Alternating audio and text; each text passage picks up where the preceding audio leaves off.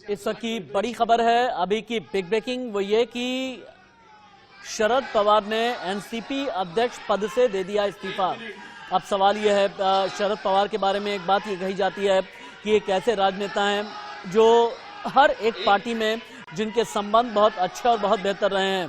शरद पवार एक ऐसे राजनेता जिन्होंने 5 दशक में अलग अलग पार्टियों में रहते हुए और अपनी पार्टी बना करके और अलग अलग गठबंधन की सरकार बना करके शरद पवार ने अपने आप को साबित किया। लेकिन शरद पवार एनसीपी अध्यक्ष के पद से हट गए हैं।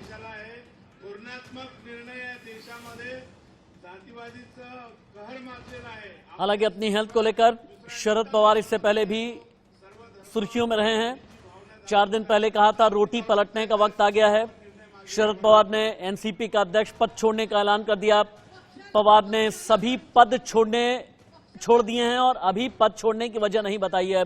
एनसीपी महाराष्ट्र के महाविकास अघाड़ी गठबंधन में सहयोगी है। 4 दिन पहले आपको याद होगा शरद पवार ने कहा था रोटी पलटने का वक्त आ गया है। किसी ने मुझसे कहा कि रोटी सही समय पर पलटनी है, ना पलटे तो कड़वी हो जाती है। इस बयान पर अजित पवार ने कहा कि नए चेहरों को आगे लाना एनसीपी की परंपरा रही है। क्या रोटी पलटने का इशारा यही था कि एनसीपी अध्यक्ष पद से शरद पवार हटेंगे? शरद पवार एक ऐसे महाराष्ट्र के क्षत्रप, 1940 में जन्म हुआ। 4 अलग अलग मिनिस्ट्री में महाराष्ट्र में रह चुके हैं शरद पवार। यूनियन मिनिस्टर के तौर पर रह चुके हैं। पीवी नरसिम्हा राव की कैबिनेट में एग्रीकल्चर मिनिस्टर के तौर पर काम किया है। डिफेंस मिनिस्टर भी रह चुके हैं शरद पवार। एनसीपी के राष्ट्रीय अध्यक्ष शरद पवार ने सभी पदों से दे दिया इस्तीफा, अध्यक्ष पद छोड़ दिया है। 1999 यानी 24 साल पहले एनसीपी फॉर्म की थी शरद पवार ने, और एनसीपी डेलीगेशन जो राज्यसभा का है वह उसे लीड करते हैं शरद पवार। महाविकास अघाड़ी के चेयरपर्सन हैं। जो महाराष्ट्र का पॉलिटिकल अलायंस है जिसमें कांग्रेस, एनसीपी और उद्धव गुट है।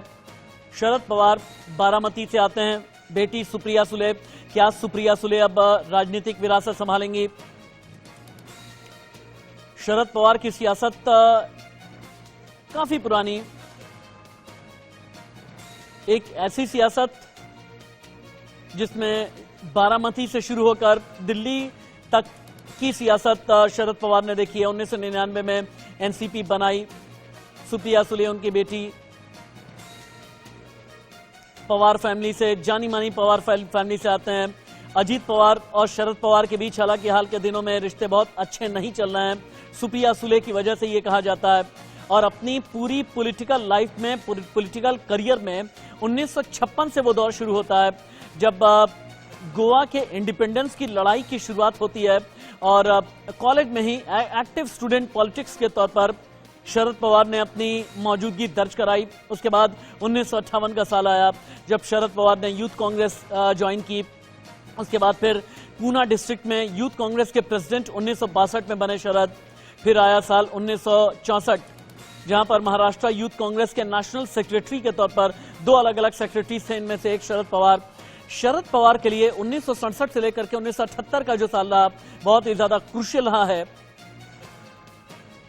और शरद पवार, जैसा मैंने बताया, बारामती से लेकर के दिल्ली तक की राजनीति में शरद पवार ने अपनी मौजूदगी भी दर्ज कराई। और कहते हैं जहां पर पवार पॉलिटिक्स रही है वहां पर शरद पवार को पछाड़ने वाला आज तक कोई भी रहा नहीं। महाराष्ट्र के बहुत बड़े नेताओं में से एक, सेंट्रल में रक्षा मंत्री रह चुके हैं, कृषि मंत्री रह चुके हैं, महाराष्ट्र राज्य के 3 बार मुख्यमंत्री रह चुके हैं, बीसीसीआई के अध्यक्ष पद पर भी रहे हैं शरद पवार।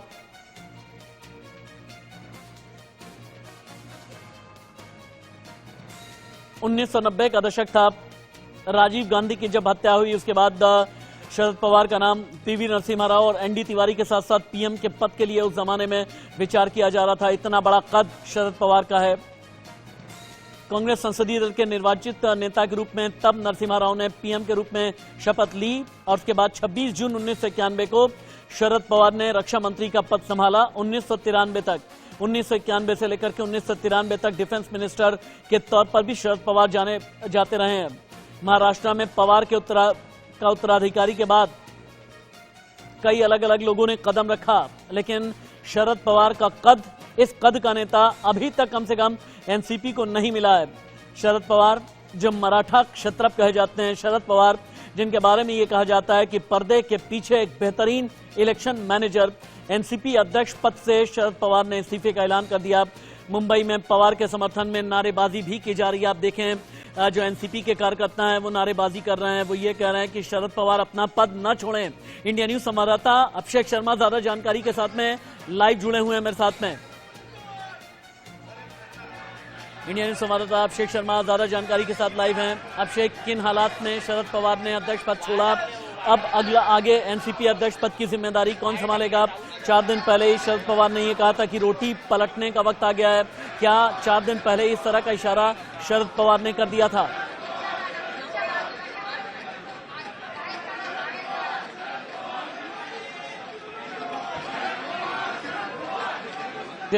अभिषेक, अब तक आवाज आ रही है क्या?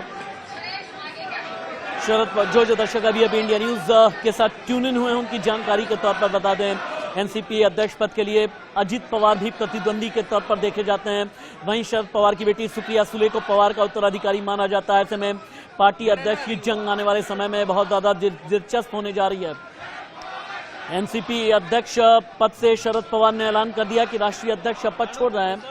उन्होंने पद से इस्तीफा देने की बात कही। इस ऐलान के बाद अब सवाल ये कि आखिर पवार ये पद किसे सौंपेंगे?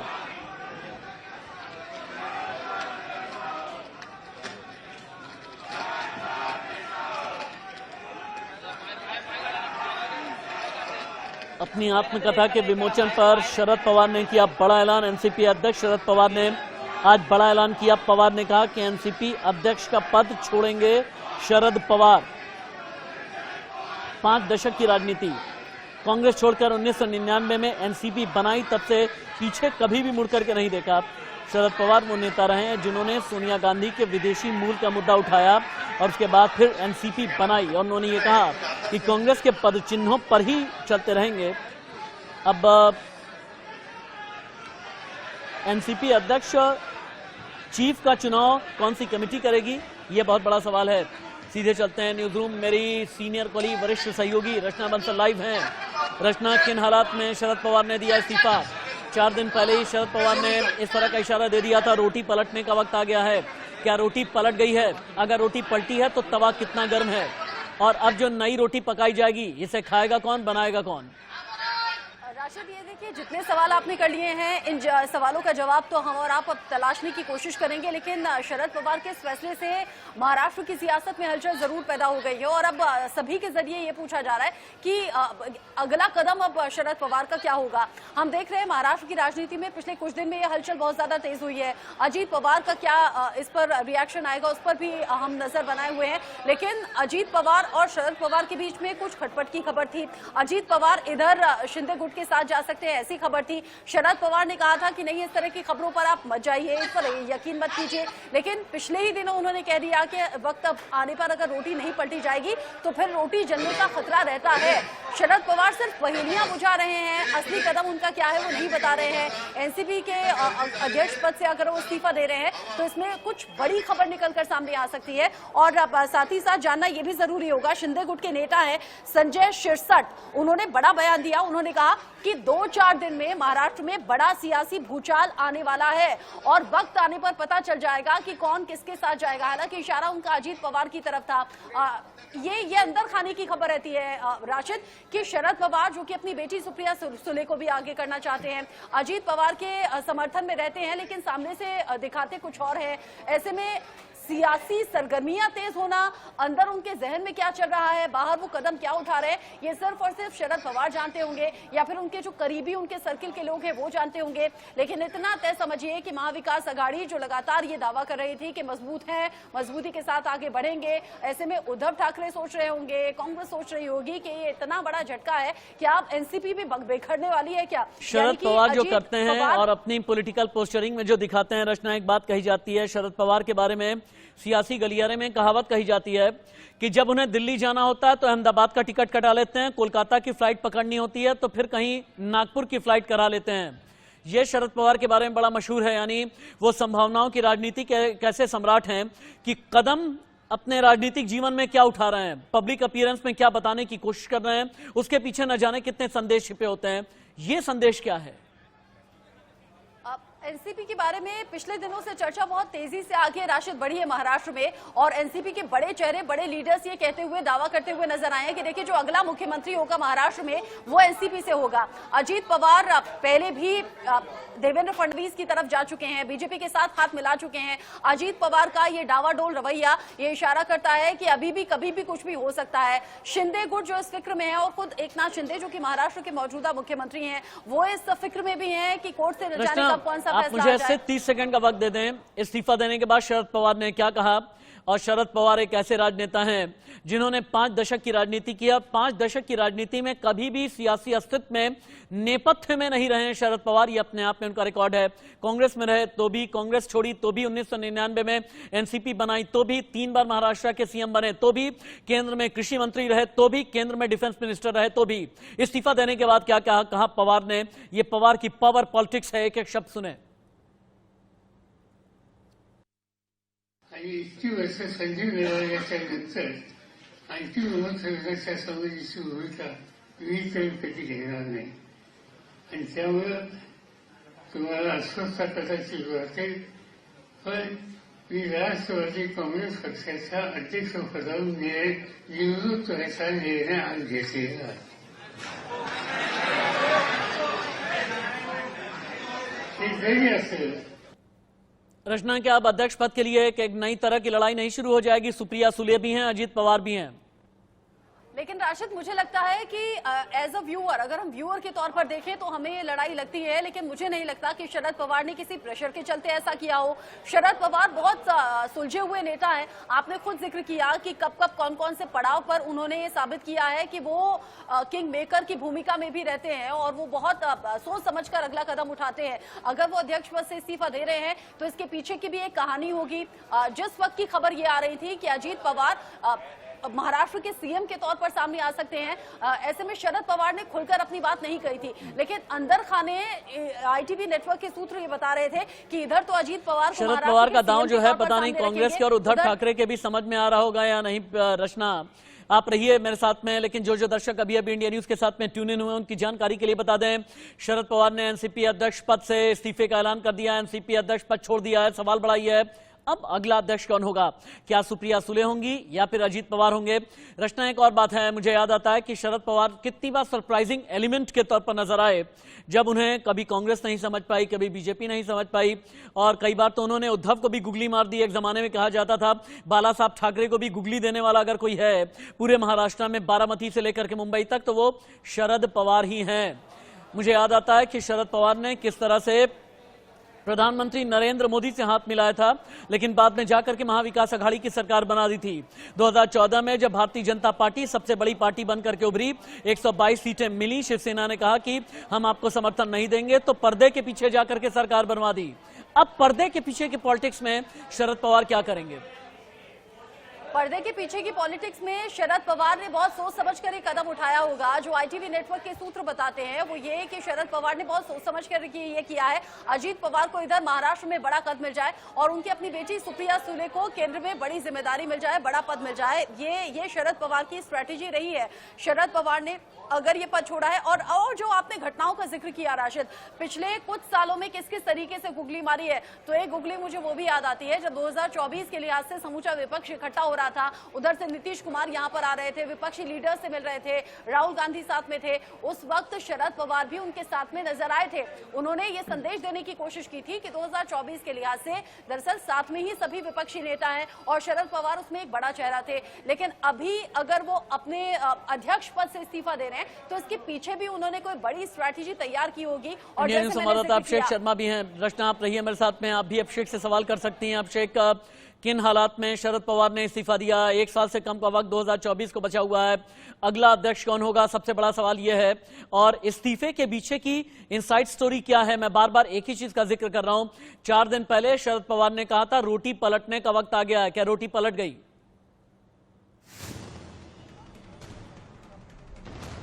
बिल्कुल बिल्कुल सही कहा आपने। बिल्कुल यह उस संदर्भ में देखा जा सकता है। बिल्कुल उस संदर्भ में शरद पवार ने बयान दिया था कि रोटी पलटने का वक्त आ गया है, जब सही समय हो उस वक्त सही तरीके से फैसला ले लेना चाहिए। देखिए शरद पवार के बारे में राशि सब कुछ जानता है कि उनके एक हाथ पे क्या होता है, दूसरे हाथ पे क्या होता है, किसी को पता नहीं होता है। यानी उनके दोनों हाथों में हमेशा लड्डू रहा करता है, ऐसा कहना गलत नहीं होगा। और वह हर तरीके से राजनीति करने में बहुत ज्यादा माहिर है, इसलिए उनको राजनीतिक चड़क कहा जाता है। पिछले 56 साल के अपने पूरे इस राजनीतिक कैरियर में, यानी 56 साल लगातार उन्होंने एक्टिव राजनीतिक कैरियर में लगातार वह रहे हैं। और उस कैरियर में उन्होंने तमाम एक एक करके, एक दो नहीं 3 पन्ने का उन्होंने भावनात्मक एक पत्र लिखा हुआ है, जिसमें उन्होंने कहा कि किस तरीके से यशवंत चौहान के जरिए उन्होंने इस पॉलिटिक्स में शुरुआत की थी। 1960 जब महाराष्ट्र जब अलग हुआ था, यानी महाराष्ट्र एक राजधानी बनी थी, और उस वक्त जब महाराष्ट्र का फॉर्मेशन हुआ था 1 मई 1960 को, उस दौरान उन्होंने यशवंत चौहान के साथ नींव रखी थी और उसके बाद वह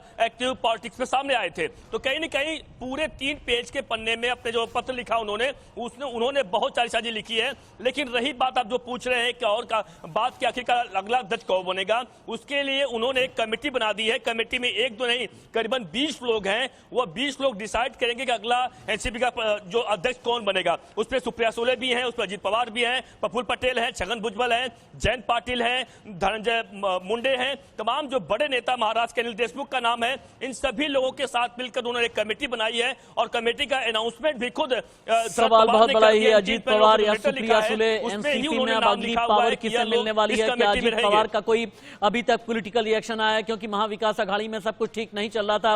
पिछले कई दिनों में हमने खबर दिखाई है अजीत पवार को लेकर के तरह तरह की न जाने कितनी अटकलें लग रही थी कि कभी वो देवेंद्र फडणवीस से मिल रहे हैं, आगे आने वाले वक्त में जब एकनाथ शिंदे की कुर्सी नहीं बचेगी तो अजीत पवार को भारतीय जनता पार्टी मुख्यमंत्री बना सकती है। इस तरह की खबरें भी आ रही थी, यानी एमवीए में सब कुछ ठीक नहीं था। अजीत पवार का कोई रिएक्शन अभी तक आया क्या?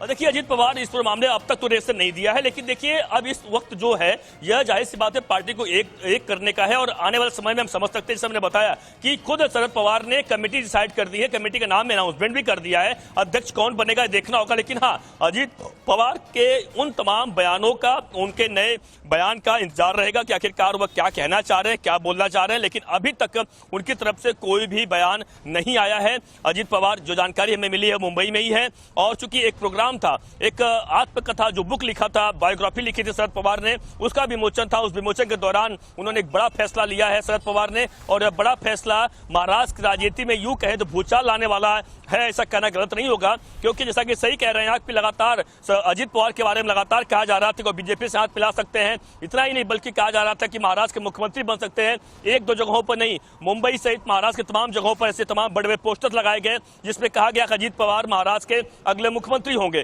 तो कहीं न कहीं एक देखा गया कि क्या अजीत पवार सब कुछ अपने हाथ लेना चाह रहे हैं क्या। और यही कारण है कि शरद पवार ने एक ऐसी चाल चली है जिसके लिए जो अजीत पवार का अगर कोई प्लान भी रहेगा तो कहीं न कहीं वो फेल हो जाएगा। ये कहना गलत नहीं होगा, क्योंकि सुप्रिया सुले जो जानकारी हमारे बता रहे हैं, साथ में मेरे बहुत ही सीनियर कोलीग जिन्होंने महाराष्ट्र की पॉलिटिक्स को लेकर, महाराष्ट्र की पॉलिटिक्स बहुत करीब से देखी है, मुंबई से लेकर के बारामती तक शरद पवार की पॉलिटिक्स क्या रही ये बहुत अच्छे से जानने वाले मनीष अवस्थी मेरे साथ में हैं, जिन्होंने कई बार हमें यह बताया कि 27 साल की उम्र में जब शरद पवार विधायक बने तब से लेकर के केंद्र की राजनीति तक और 3 बार महाराष्ट्र के सीएम बनने तक शरद पवार के हर एक कदम का मतलब क्या होता है। मनीष जी, शरद पवार के इस कदम का मतलब क्या है? राशिद, जहाँ तक मराठा क्षत्रप और राजनीति के एक ऐसे जानकार जिन्हें ये माना जाता है कि महाराष्ट्र की सियासत में अगर चाणक्य कोई है तो वो शरद पवार है। और गाहे बगाहे पिछले अतीत में हमने ये कई बार देखा है, क्योंकि शरद पवार की एक मुट्ठी को पता नहीं होता कि दूसरी मुट्ठी में क्या छुपा है। अब जहाँ तक बात की जाए 82 वर्षीय शरद पवार जो कि एनसीपी के अध्यक्ष थे, पिछले दिनों लगातार जो उठापटक चल रही थी बीच में एनसीपी का एक जो कन्वेंशन यानी कि सम्मेलन हुआ उसमें अजीत पवार को नहीं बुलाया जाना, और जो सुगबुगाहट आ रही थी वो सुगबुगाहट ये थी कि अब जो एनसीपी की कमान है वो सुप्रिया सुले के हाथों सौंप दी जाए।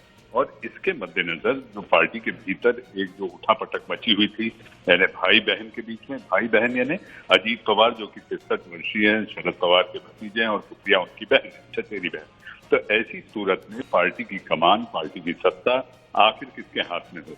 तो ये जो सुगबुगाहट रही है उसको लेकर उठापटक मची। बीच में अजीत पवार एक 8-10 विधायकों के साथ एक गुप्त जगह पर चले गए थे जिसका किसी को कोई अता पता नहीं था, और फिर देवेंद्र फडणवीस से उनकी मुलाकात और नजदीकियां।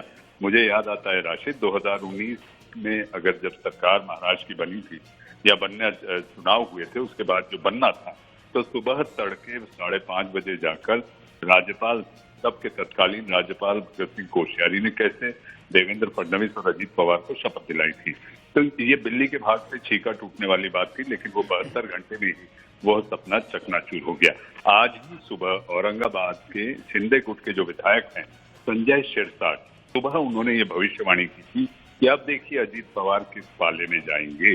अजीत पवार किस पाले में जाएंगे का मतलब साफ है कि महाराष्ट्र की सियासत में, जैसा कि आदित्य ठाकरे ने भी कहा है, 3-4 दिन में कुछ बड़ा होने वाला है। इस बीच सर्वोच्च अदालत पर सबकी नजरें टिकी हैं कि आखिर अदालत डिस्क्वालिफिकेशन को लेकर जो 16 विधायक हैं उनको क्या फैसला सुनाती है। तो सियासत में तू डाल तो मैं पात। हालांकि महाराष्ट्र की एमवीए की सियासत में ये बात तो जरूर है कि कांग्रेस के लिए ये बड़ा झटका है कि अब एनसीपी का मुखिया कौन और किस ओर जाएगी यहाँ की सियासत। तो महाराष्ट्र की सियासत में ये बड़ा भूचाल माना जाना चाहिए। हालांकि शरद पवार, जो कि राष्ट्रवादी कांग्रेस पार्टी के अध्यक्ष रहे हैं, वो इन दिनों स्वास्थ्य चलते भी, वो भी एक वजह मानी जा रही है कि जिसके चलते अब वो अपनी कमान या तो परिवार के ही किसी भतीजे को दें या बेटी को। लेकिन मेरा ऐसा मानना है कि ये कमान बेटी के हाथ में जा सकती है, क्योंकि पार्टी के जितने बड़े नेता हैं, जैसा अभी अभिषेक कह रहे थे। मनीष जी, चूंकि शरद पवार के बारे में कहते हैं कि अगर इस्तीफा दें तो भी खबर, सरकार में रहें तो भी खबर, सरकार से अपना हाथ झाड़ लें तब तो भी खबर, इंदिरा गांधी से नाराज होकर के रास्ते अलग कर लें तो भी खबर, जनता पार्टी ज्वाइन कर लें तो भी खबर, बाद में सोशलिस्ट कांग्रेस बना लें तो भी खबर। लेकिन अगर 4 दिन पहले ये कहा कि रोटी पलटने का वक्त आ गया है, ये रोटी कितने लोगों को हजम होगी और कितनों को हजम नहीं होगी? इस रोटी में मल्टीग्रेन है या सामान्य गेहूं है? तक सियासत की रोटियां सेकने की बात है राशिद, मुझे ऐसा लगता है कि यह परिवार के बीच में ही सेकी जाएगी, क्योंकि बीच में एक फॉर्मूला तय हुआ था। जो जानकार सूत्रों के अनुसार मेरी महाराष्ट्र के कुछ सियासी नेताओं से जो बात हुई थी, उसमें यह तय हुआ था कि केंद्र की सियासत सुप्रिया सुले देखें और राज्य की सियासत अजीत पवार देखें।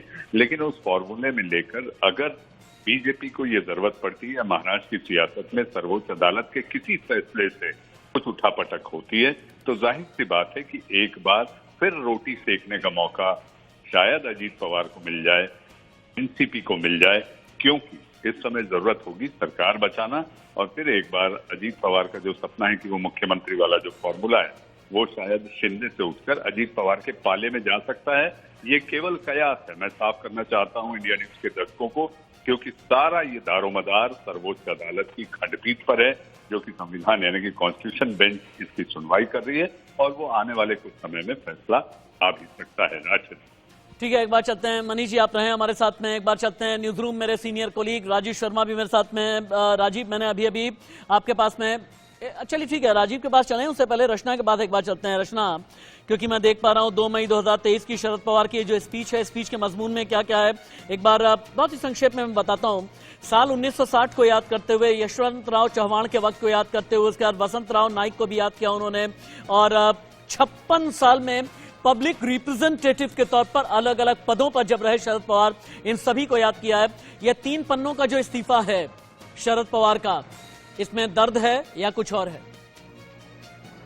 मुझे लगता है इमोशनल एक टच देने की कोशिश की है अपने इस भाषण को शरद पवार ने, और जो तस्वीरें राशि सामने आ रही हैं वो तस्वीरें वाकई एनसीपी के लिए तो इमोशनल कर देने वाली हैं। शरद पवार यहां अपना इस्तीफा देने का ऐलान करते हैं और जो पार्टी कार्यकर्ता होते हैं वहां पर वो समर्थन में नारेबाजी करने लगते हैं और वो चिल्लाने लगते हैं, नहीं नहीं आप अपना फैसला वापस लीजिए, आप फिर से अपने पद को संभालिए।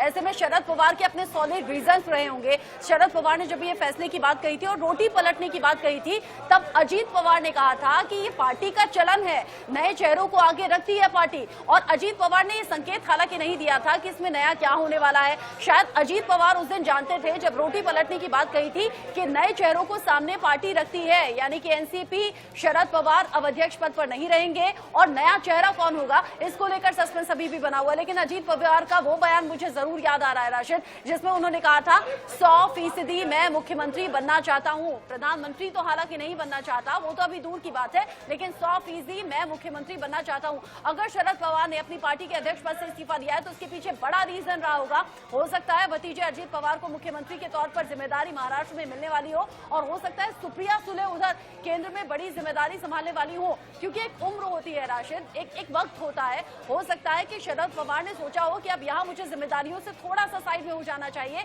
आगे बढ़ाना चाहिए बेटी सुप्रिया सुले को और भतीजे अजीत पवार को। ये एक सोची समझी स्ट्रेटेजी है। एक मिनट रचना, चूंकि जो शरद पवार की स्पीच है, जो 3 पन्नों की स्पीच और रेजिग्नेशन की मैं बात कर रहा हूं, एक बार अभिषेक के पास में चलते हैं। अभिषेक, जो सेकंड लास्ट पैराग्राफ है उसमें शरद पवार ये लिखते हैं कि मैं अध्यक्ष पद छोड़ रहा हूं लेकिन मैं रिटायर्ड नहीं हो रहा, ये इशारा क्या है?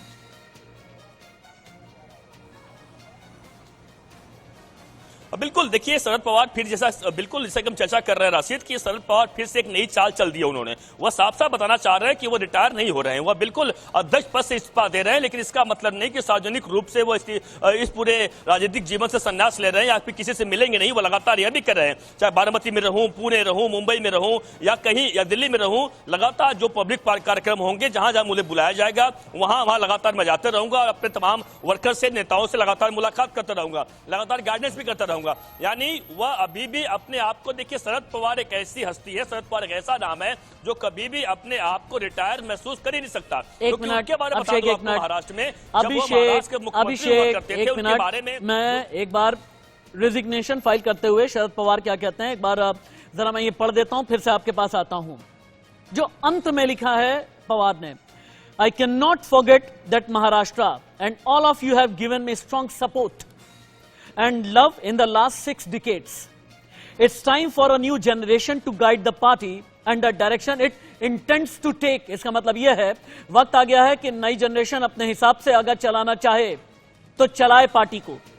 I am recommending that a committee of NCP members should be formed to decide on the election of the vacancy in the president's post. और इस कमिटी में कौन कौन होगा ये नाम एक बार मैं बता दूं, जो आगे चलकर के अध्यक्ष पद का चुनाव करने वाले हैं।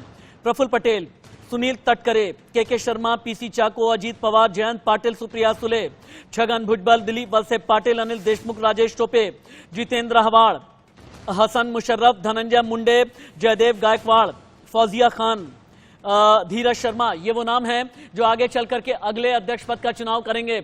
इनमें से और कितने नाम हैं जिन्हें खुद भी व्यक्तिगत महत्वाकांक्षा है? क्या कोई सरप्राइज एलिमेंट भी हो सकता है अभिषेक?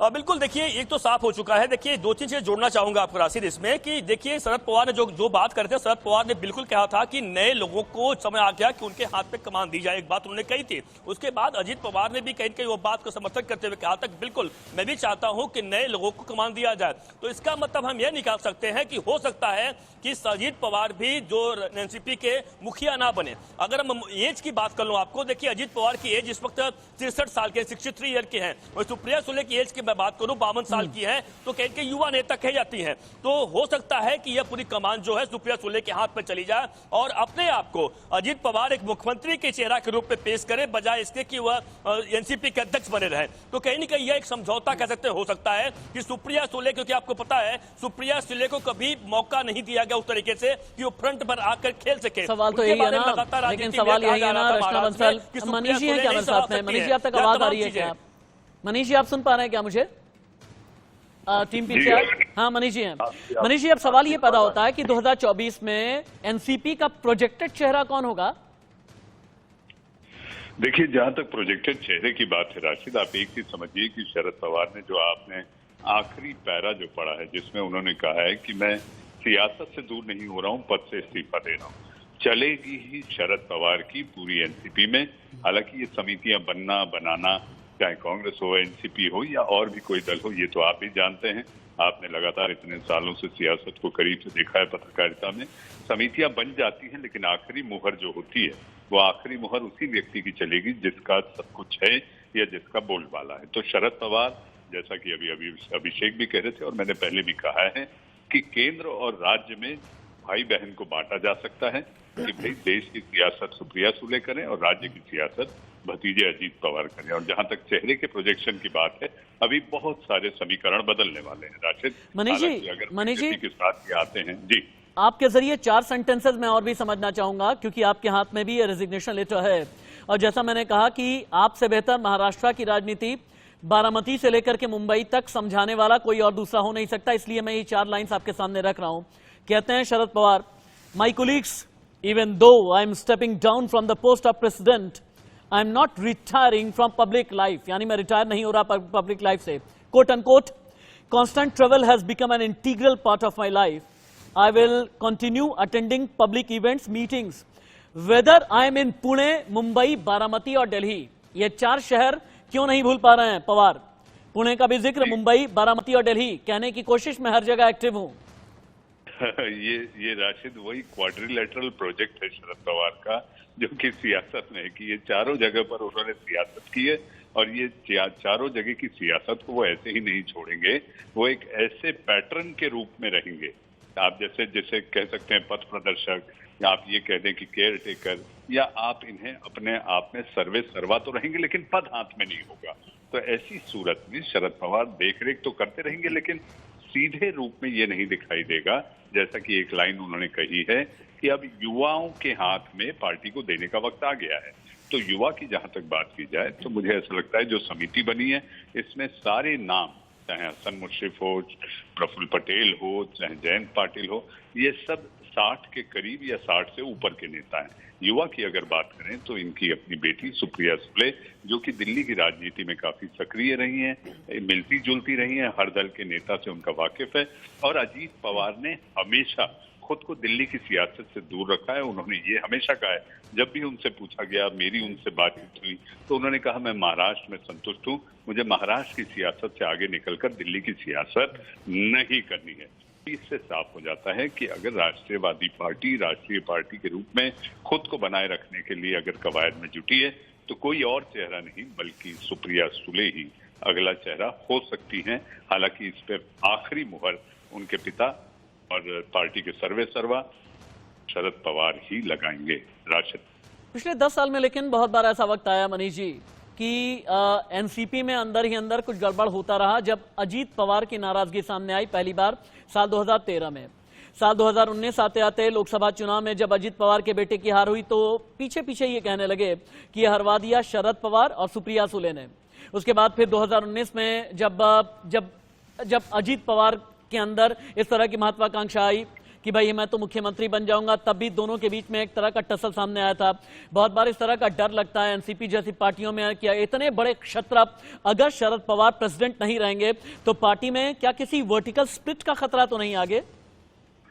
देखिए, अजीत पवार एक लोकप्रिय नेता विधायकों के बीच तो हैं ही, और जोड़ तोड़ की सियासत उन्होंने किसी और से नहीं बल्कि अपने चाचा से ही सीखी है। Correct. तो ये एक फिल्मी गाना भी आपको याद होगा, Very true. चाचा हाँ भतीजा। तो सियासत में, महाराष्ट्र की सियासत में चाचा भतीजे इसी तरह की खेल खेलते रहे हैं। और जहां तक बात की जाए कि स्प्लिट वाली बात है तो ये सर्वसम्मति से होगा। मेरा ऐसा मानना है कि शरद पवार इस मौके पर, जबकि सियासत बिल्कुल नाजुक दौर में है महाराष्ट्र की, जहां पर 4 तरह की पार्टियां मिलकर सरकार चलाने का 3 पार्टियों ने चलाया, फिर बीजेपी आ गई, फिर शिवसेना टूटी, तो ये टूट का डर निश्चित है। लेकिन मुझे ऐसा लगता है कि अगर सर्वोच्च अदालत के फैसले के बाद कुछ बड़ी उठापटक होने की गुंजाइश होती है तो निश्चित है राशिद, याद रखिएगा कि हो सकता है अजीत पवार बीजेपी का हाथ या दामन थाम ले, और फिर ये जो उनकी महत्वाकांक्षा है मुख्यमंत्री वाली, जो एकनाथ शिंदे के पास है, क्योंकि सर्वोच्च अदालत के आदेश आते हैं। हालांकि आदेश का ये माना जा रहा है डिसक्वालिफिकेशन होने की सूरत में अजीत पवार के हाथ में ये कमान आ सकती है, जिसको लेकर उनकी लाल। मनीष जी, एक बात और भी है, टपकती शरद पवार एक ऐसे राजनेता हैं जिनके बारे में ये कहा जाता है कि दीवार पर लिखी हुई इबारत बहुत अच्छे से पहचान जाते हैं। पुणे में जब यूथ कांग्रेस के नेता के तौर पर अपनी राजनीति शुरू की, डिफेंस मिनिस्टर बने तब भी, कृषि मंत्री बने तब भी, इंदिरा गांधी से रास्ते अलग किए तब भी, जनता पार्टी वाली सरकार बनाई तब भी, जब केंद्र में पीवी नरसिम्हा राव के साथ में मंत्री रहे तब भी, डॉक्टर मनमोहन सिंह के साथ में रहे तब भी। दीवार पर लिखी इबारत पढ़ लेते हैं। क्या आप ये इशारा कर रहे हैं कि सुप्रीम कोर्ट से अगर कुछ ऐसा वर्डिक्ट आता है आगे चल करके अजीत पवार अगर मुख्यमंत्री बन जाते हैं तो दीवार पर लिखी इबारत पहले से ही शरद पवार ने पढ़ ली है कि भैया देखो, महाविकास अघाड़ी वालों से कहेंगे फैसला अजीत पवार का था, मेरा नहीं था? यही लोग कहते हैं। और जहां तक 2019 में जो हुआ था महाराष्ट्र की सियासत में, आपको चुनाव के बाद, विधानसभा चुनाव के बाद आपको भी याद होगा, उसमें यही कहा जा रहा था कि अजीत पवार खुद के बूते इतना बड़ा फैसला नहीं ले सकते, इसमें चाचा की हामी जरूर रही होगी। तो सियासत में शरद पवार को लेकर मैं ये इतना ही कहना चाहूंगा राशिद, कि मौजूदा सियासत का एक ऐसा एनसाइक्लोपीडिया है शरद पवार, एक ऐसा कोश है जिनके बारे में कुछ भी कहना कि उनका अगला सियासी दांव या कदम क्या होगा, सिवाय उनके कोई नहीं जानता। लेकिन उनके चरित्र को लेकर, सियासी चरित्र को लेकर जो 6 दशक का उनका लंबा सफर है, उसको लेकर यही कहा जा सकता है कि पवार निश्चित पावर के साथ हो सकते हैं। पवार पावर के साथ हो सकते हैं। जिस सियासी चरित्र की आप बात कर रहे हैं, वही सियासी चरित्र शरद पवार को बारामती से मुंबई लेकर के आया, मुंबई से दिल्ली लेकर के आया, और दिल्ली के भी बड़े चाणक्य एक लंबे वक्त से कहे जाते रहे हैं शरद पवार। सीधे चलते हैं अभिषेक के पास। अभिषेक, आज कौन कौन सी शरद पवार की मीटिंग शेड्यूल्ड है? क्योंकि कहते हैं इस्तीफा देने के बाद जब बड़ा नेता बैठक करता है ना, उसके जरिए बड़े इंडिकेशंस मिलते हैं।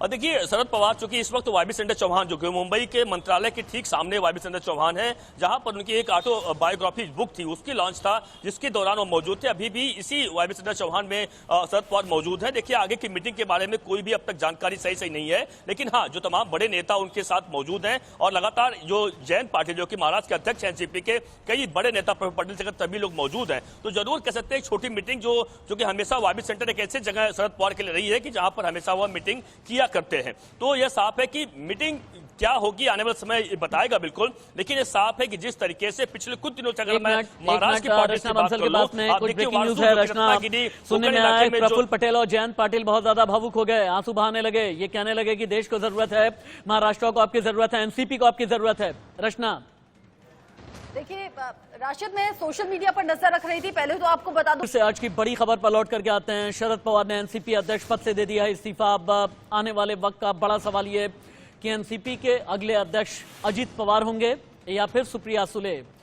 जो दर्शक अभी इंडिया न्यूज के साथ जुड़े हैं, उनकी जानकारी के लिए बता दें, एनसीपी के अध्यक्ष पद से शरद पवार ने इस्तीफे का ऐलान किया। मुंबई में पवार के समर्थन में नारेबाजी हुई है।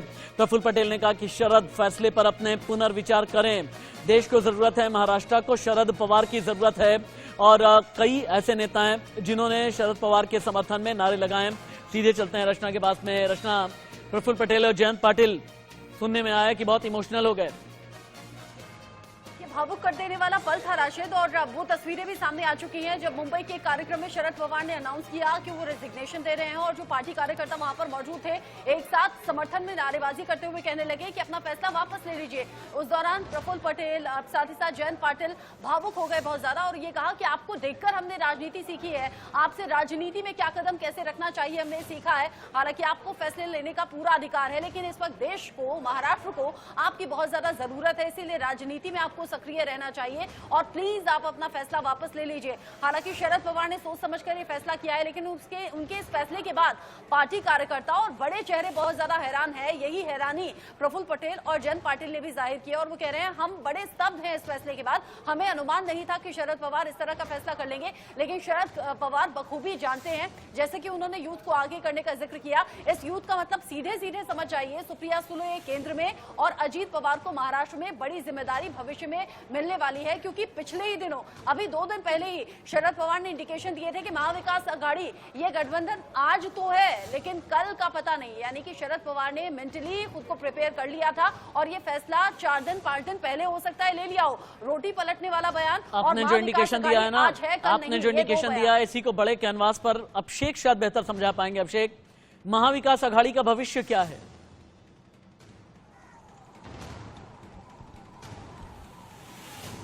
देखिए, ये भी बता दूं, महाविकास आघाड़ी के बारे में शरद पवार ने कहा है कि महाविकास आघाड़ी का जन्म जो हुआ था, इसका मतलब सत्ता के लिए हुआ था, यह कहना या सोचना कतई सही नहीं है। तो शरद पवार ने इसके बारे में बयान दिया है। तो कहने का मतलब साफ है कि शरद पवार का कई सारे जो बयान आए हैं बड़ा महत्वपूर्ण है। लेकिन इसके पहले बता दूं आपको, देखिए हो क्या रहा है इस वक्त महाराष्ट्र की राजनीति में। शरद पवार ने इस्तीफा दे दिया है, उसके बाद एनसीपी के तमाम बड़े नेता अजीत पवार, जयंत पाटिल, छगन भुजबल, हसन मुश्रीफ, प्रफुल्ल पटेल, खुद उनकी पत्नी जो कि सुमित्रा पवार है जो कि जो यहाँ पे जो शरद पवार की पत्नी है खुद मौजूद है, सभी के सभी लोग भावुक हुए हैं, सभी लोग रोने लगे और सब लोग एक सुर में सब लोग उनसे रिक्वेस्ट इस वक्त कर रहे हैं, जो लाइव तस्वीरें लोग देख पा रहे होंगे, सब रिक्वेस्ट कर रहे हैं कि किसी भी तरीके से शरद पवार साहब मान जाइए और आपकी देश को जरूरत है, इस्तीफा ना दें। यह सब लोग छगन भुजबल से लेके हसन मुश्रीफ से लेके जितने भी बड़े बड़े नेता हैं, जयंत पाटिल, सब लोग उनसे इस वक्त दुहाई दे रहे हैं उनको और उनसे रिक्वेस्ट कर रहे हैं और उम्मीद है कि शरद पवार इस पूरे मामले पर कुछ अपनी राय रखेंगे। लेकिन देखिए, शरद पवार अपनी राय बदलने वाले नहीं है, यह साफ समझ में आने लगा है, क्योंकि उन्होंने सोच समझकर यह फैसला लिया है। यह उन्हें पता यह भी होगा कि अगर वो फैसला लेंगे तो जाहिर है जो एनसीपी में उनके लिए जो इज्जत है, जो प्रेम है, जो लोग उन्हें जो प्रेम किया करते हैं, वह जो जिस तरीके से वह कहीं न कहीं साफ है कि उनके लिए लोग सड़कों पर आ जाते हैं। और यही कारण है कि इस वक्त वायबी संजय चौहान हाल जो है तमाम उनके कार्यकर्ताओं से, जो उनके समर्थकों से भरा पटा हुआ है, लगातार लोग नारेबाजी कर रहे हैं उनके समर्थन में और कह रहे हैं शरद पवार साहब आप ना जाए। तो इस वक्त शरद पवार को मनाने के लिए पूरा एनसीपी का कुनबा या यूं कहें पूरा परिवार एक साथ खड़ा हुआ है। अजीत पवार ठीक बगल में शरद पवार के बैठे हुए हैं और वह भी कहीं न कहीं उनके साथ देखा जा रहा है कि वह चाह रहे हैं कि शायद वापस